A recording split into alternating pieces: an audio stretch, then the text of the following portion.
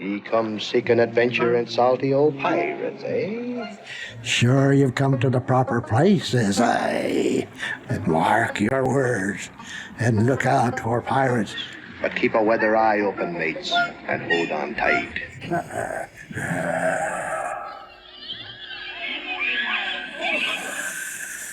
Pirates of the Caribbean is without a doubt one of the classic attractions at Disneyland because it takes you away from the real world and carries you into an adventure beyond belief. And one of the ideas that our Imagineering team thought up was that we should go into each of our classic attractions and sort of spruce them up for Disneyland's 50th and add new magic. We want to walk each of the scenes. We're on a little tight schedule, so we want to hit every scene quickly, identify any issues or concerns that we have so we can go back and work with those. Okay, you guys ready? That's good. We started with the notion of going into Disneyland's Pirates of the Caribbean and adding these new enhancements. And Walt Disney World got excited and said, well, we'd like to do that too. So it got us really excited and it got us really busy.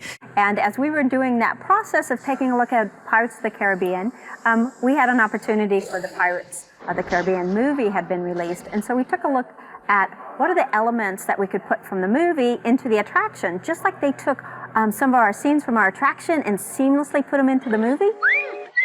Come on now. Come on, Dougie. Come on. A bit closer.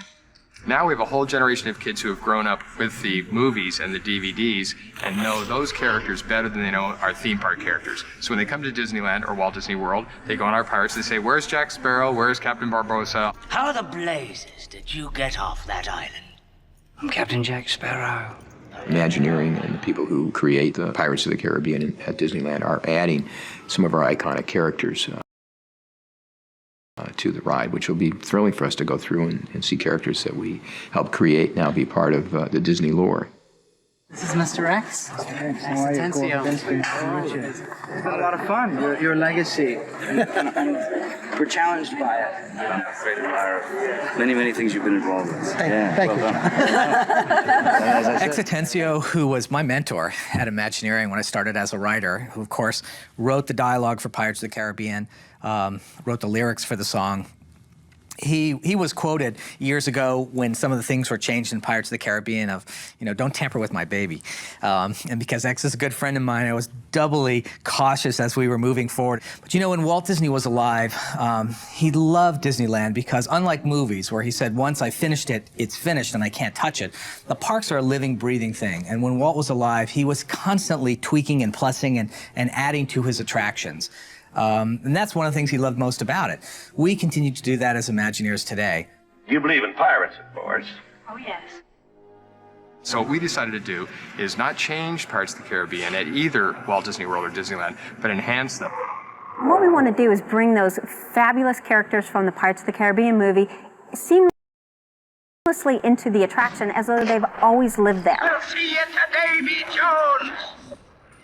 So the idea here in this scene, the captain is going to be changed into Barbossa. So he'll be the Jeffrey Rush character. The lines that Captain Barbossa says on the ship play against all his existing dialogue.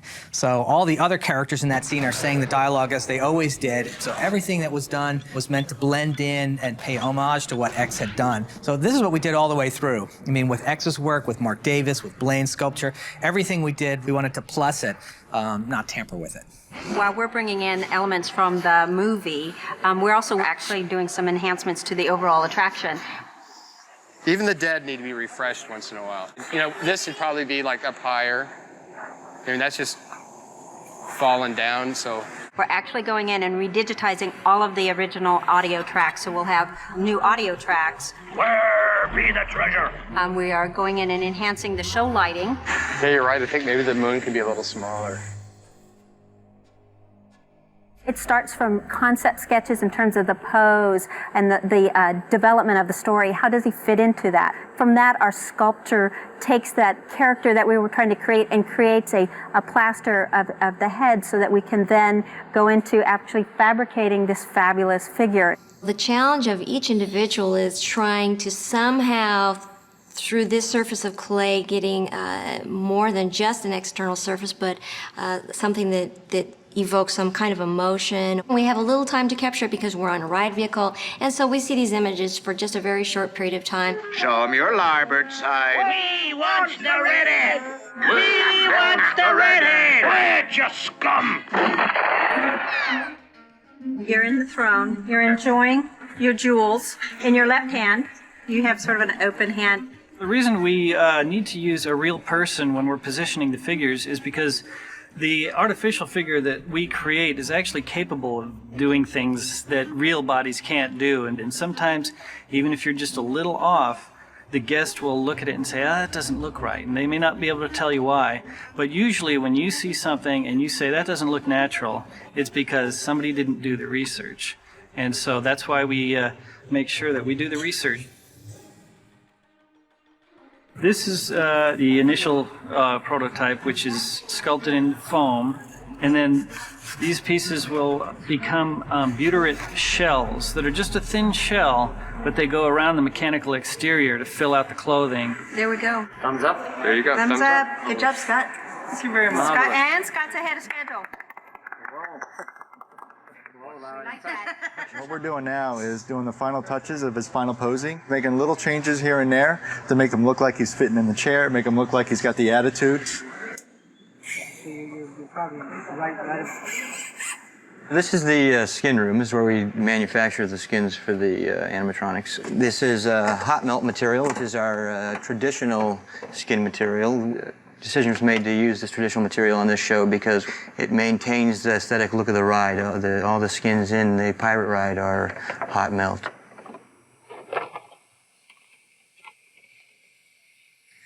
Captain Jack Sparrow.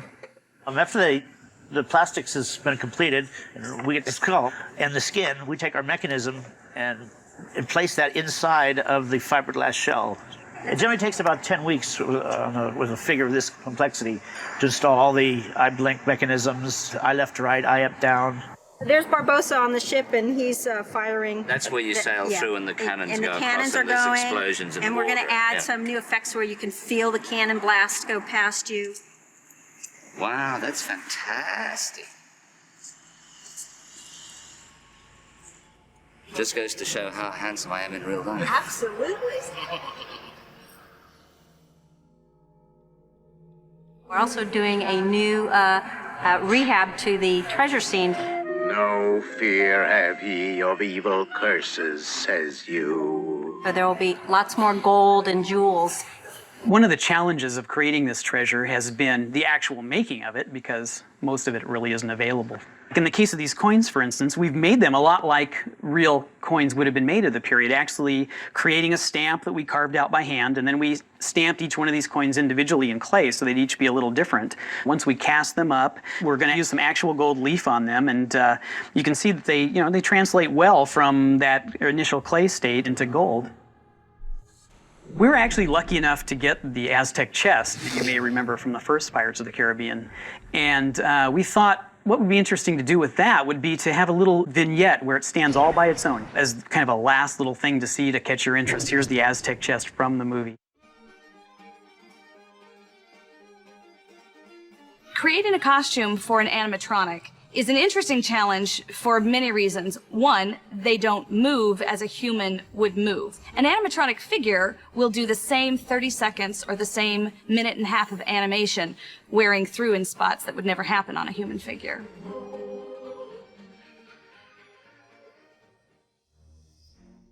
Right now I'm touching up the figure under show lighting. Normally when we paint it, it's under white light, and you make it look good under daylight. But then once you put it under lighting with the heavy gels, all the shadowing starts getting softer. So you have to go back and actually accentuate it, then it brings out all the dimension of the figure. The completed figure is awesome. You look at it and you just think, whoa, what's he doing here? Every move is a Captain Jack move, and as an animator you have to study and get in performance, study how he would move. Yo ho, a pirate's life for me. We'll start getting the audio tracks in, Drink up, lads. There's treasure enough for all. and you start looking at the figure and going, oh, well, that's scary. Yo ho, yo. By the time Captain Jack Sparrow, the figure's completed, he will have roughly 15 to 20 functions. Drink up, Johnny was really helpful in working with us to make sure that we got the essence of Jack Sparrow correct. He was so great throughout the whole process. He was very helpful. He, of course, recorded his own dialogue. He approved and worked with us on all the sketches. And I think it pays off in what we created.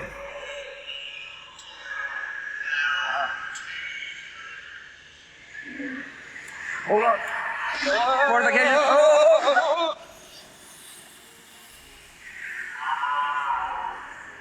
Tell me, so say I, did you choose?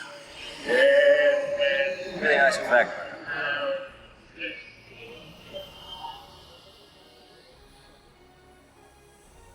Run up your white flag, you scurvy scum, and bring me Captain Jack Sparrow. Jeffrey looks like he had a rough night.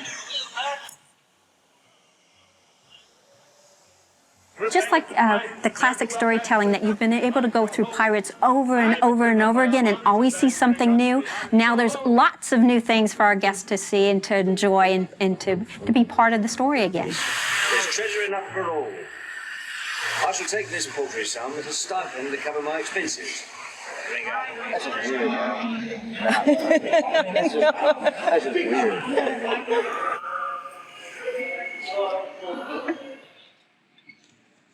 Thank you, sir. So this is a chase scene where Poop Pirate meets Captain Jack Sparrow. Unbelievable. Well, I've always loved the ride. Very proud. I'm honored. Can I touch him? Boy. It's a little more than spooky. I mean, that's it, isn't it? I mean, it's Captain Jack. There are no end credits that roll at the end of our attraction, so everybody pitches in, everybody gets excited about making it the best they can make it. I mean, we do it for the fun of our guests to make sure that Pirates of the Caribbean lives on as one of those must-see, core Disney attractions in the next century. A pirate fight for me. We extort, we pilfer, we filch and sack. Drink up, me hearties, yo ho. Marauding, embezzlement, even hijack. Drink up, me hearties, yo ho.